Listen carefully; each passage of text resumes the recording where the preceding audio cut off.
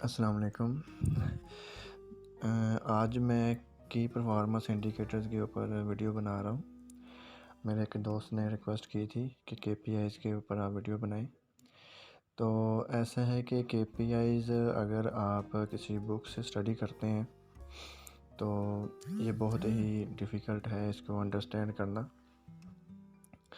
अगर आप गूगल से सर्च करते हैं तो फिर भी ये इसका आप अंडरस्टैंड करने में आपको परेशानी आएगी।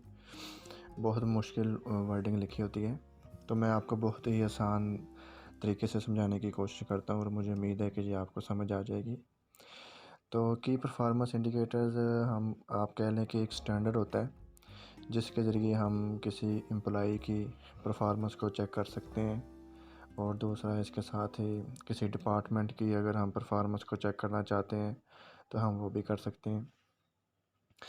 तो इसके जो स्टैंडर्ड्स हैं वो पहले हमें बनाने पड़ते हैं, या ये जो ऑर्गेनाइजेशन है इनके पास बने हुए होते हैं। तो वो क्या होते हैं, वो सबसे पहले इसमें होता है कि डिपार्टमेंटल एसओपीज़ क्या होते हैं। एसओपीज़ हो गए, फिर उसके बाद सिविल एंड लेबर लॉ जो कि बहुत ज़रूरी है, हर कंपनी में हर ऑर्गेनाइजेशन में होते हैं। और इन जो हमारा एम्प्लॉई है वो इसके सिविल और लेबर लॉ को कितना फॉलो कर रहा है। और इसके अलावा मेंबर रूल्स होते हैं। नंबर 3 पे आता है मेंबर रूल्स। मेंबर रूल्स वो होते हैं जी, जैसे बोर्ड ऑफ डायरेक्टर्स हैं, कंपनी के मेंबर्स कितने हैं, जो हाई मैनेजमेंट हमारी होती है उनके अपने कुछ रूल्स होते हैं, उनको कितना हमारा एम्प्लॉई हमारा डिपार्टमेंट फॉलो कर रहा है। उसके बाद आ जाते हैं जी एचआर पॉलिसीज़, एचआर के प्रोसीजर्स, और फिर उसी के साथ ही जॉब डिस्क्रिप्शंस।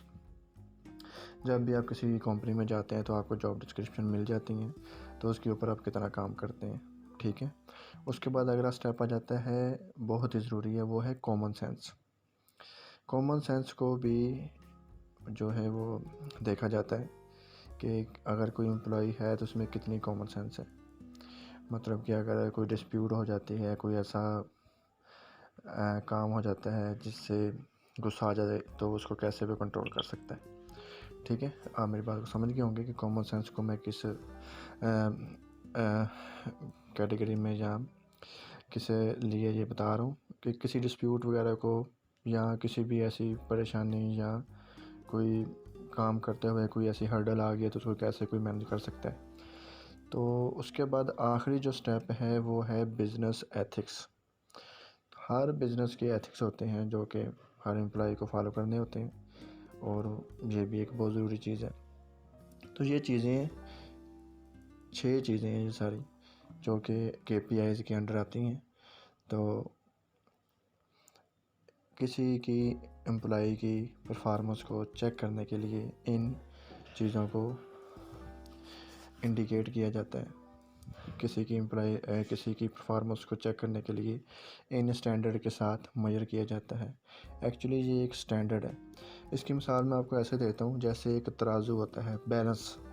एक साइड पे आप वेट रखते हैं, दूसरी साइड पे आप कोई चीज़ रखते हैं। तो एक्चुअली जो वेट है वो स्टैंडर्ड होता है, उसके अगेंस्ट हम कोई चीज़ को तोलते हैं या मापते हैं। तो इसी तरह ये की परफॉर्मेंस इंडिकेटर्स जो होते हैं ये हमारे स्टैंडर्ड होते हैं, ठीक है।